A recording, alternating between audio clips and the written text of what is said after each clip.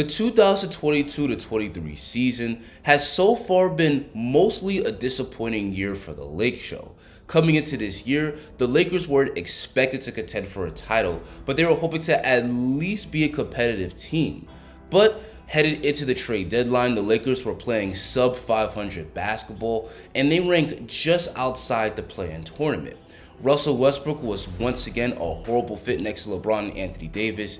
Anthony Davis was playing MVP level basketball when healthy, but he once again missed a lot of games due to injury, and it was looking like another year where LeBron James would have a great individual season, but have to carry a trash Lakers team that wouldn't even make the playoffs. Lakers GM Rob Pelinka has received a lot of criticism over the past few years, with much of it being well-deserved because there's a laundry list of bad moves that the Lakers have made over the past 2 years, but he deserves a lot of credit for the moves that he made during this trade season because Pelinka managed to pull a rabbit out of his hat. For starters, back in January, the Lakers traded the disappointing Kendrick Nunn along with 3 second-round picks to the Wizards for Rui Hachimura. And with this trade, the Lakers managed to acquire a wing player with size that could score the ball well and defend.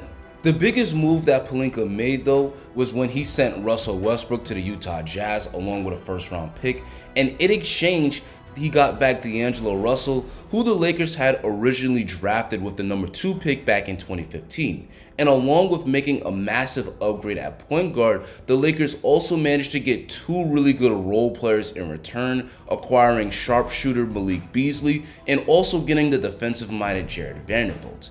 Now the moves that Rob Pelinka made at the trade deadline is starting to really bear fruit, and the Lakers look like a team that's very capable of making a serious playoff push. Recently, LA is on a tear. After last night's home victory over the Raptors, the Lakers not only won their 3rd game in a row, but they've won 7 out of their last 9 games. And while AD has been pulling a hell of a carry job over this stretch, he received plenty of help from his teammates last night, with 5 of his teammates outscoring him.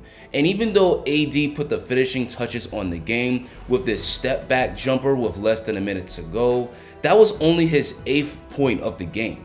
Last night, D'Lo finally returned from injury and he didn't miss a single beat, scoring 28 points and 9 assists. D'Lo was easily the MVP of the game for the Lakers. His scoring and hot shooting helped the Lakers make a push late in the 4th quarter, and the Lakers never looked back from there. Not to mention, he also had a great impact with his playmaking, setting his teammates up with plenty of easy baskets. This was a great return game from D'Lo, but it also showed how much better the Lakers will be once they're at full strength. D'Lo gives the Lakers another high-quality offensive engine that can relieve pressure from AD and LeBron. He can make the game so much easier for AD with his ability to run the pick and roll and set up the roll man, and his hot shooting from downtown opens up the floor much more than the last Russell, who Lakers fans are happy is now gone.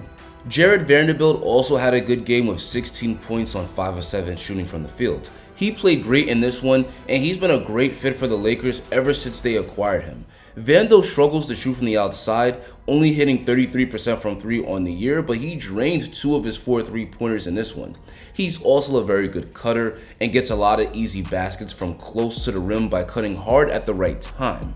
He's also got an impressive handle for a player his size, and we saw this against the Raptors, how he can attack the basket like on this play where he beats Pascal Siakam with a crossover and finishes at the rim. But where Vando has the biggest impact is on the less glamorous end, where he's an outstanding defender.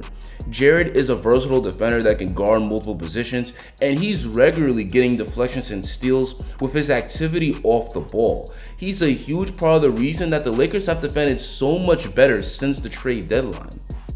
Rui Hachimura also played well against the Raptors, dropping 16 points off the bench, and he's another player that's proven to be a good trade addition. Hachimura gives the Lakers some much needed bench production as a guy with the ability to create his own shot in the mid-range, but he's also a good defender that gives the Lakers some size at the wing position that they desperately needed. We also gotta discuss Austin Reeves because he was great in this one with 18 points and 5 assists. and he's having a great second year leap for the Lakers and become one of their top role players. And I have to give myself credit here, because last summer I made a video where I predicted that Austin Reeves would have a breakout season for the Lakers. And I got clowned in the comments section, but it turns out that I was right. And his game has improved much more than I thought it would. Coming into the year, I viewed Reeves as potentially a good 3-and-D player, and while he has thrived on defense and three-point shooting, his overall offensive game has expanded. He's a legit ball handler that can drive and finish at the rim, but he also creates for his teammates really well. Reeves is essentially the Lakers' primary ball handler with the second unit, but they also tend to close games with him because he's such a winning player. Dennis was the second leading scorer for the Lakers with 23 points and 7 assists, and he's proven to be a great pickup for them. He provides incredible value for the Lakers when you consider that he's on just a veteran minimum contract. On the year, he's averaging 13 points and 5 assists a game. He's one of the fastest guards in the league. He could get downhill and finish at the basket, but he also has the ability to create for his teammates. And he's not going to dominate like this on every night, but every once in a while, he's going to have games where he puts on a show like this. Overall, this was a great team win for the Lakers and a great morale booster. And after this win, the Lakers now rank as the 9th seed in the West, and they're only one game away from the 6th-seeded Dallas Mavericks. And it's crazy to think that despite all the adversity that the Lakers have gone through, with Anthony Davis missing extended time due to injury and LeBron missing a lot of time due to injury, that the Lakers have a chance to make the playoffs outright and avoid the play-in tournament. And for an old veteran team like the Lakers, avoiding the play-in tournament is going to be huge for them. Anthony Davis will need to continue to dominate for the Lakers to continue winning like they are right now, but with the addition of DAngelo Russell, he has a lot more help on the floor. And we haven't even discussed Malik Beasley yet, who was another great addition for the Lakers. So far with the Lake Show, he's in a slump. He's only knocking down 33% of his threes for them, but considering the fact that he's a 38% career three-point shooter, I think it's only a matter of time before those open looks start to knock down. And he's already improving the Lakers' floor spacing because teams are still respecting Malik Beasley as an outside shooter, and they're draped all over him because they know that he could get hot at any given moment. It's unknown at this point when LeBron is going to return to the lineup, but if LeBron can come back to the Lakers before the end of the regular season and play to his normal standards, this is going to be a Lakers team that nobody in the playoffs is going to want to face. Even though the Lakers' record definitely doesn't scream contender, this is a team that's built to compete for a championship.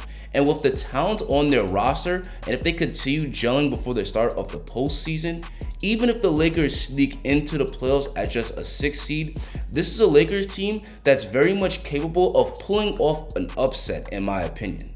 But anyway, guys, that's going to be it for me. What did you think of this impressive victory over the Raptors? Do you think that the Lakers can get into the playoffs? Tell me in the comments. Guys, like the Lakers, I'm also trying to achieve greatness. I'm trying to get to 15K subscribers before June. So if you enjoyed this video and you want to see more dope content just like it, please drop a like on the video and hit that subscribe button. Thanks for watching. Have a great rest of your day, and I'll see you guys next video.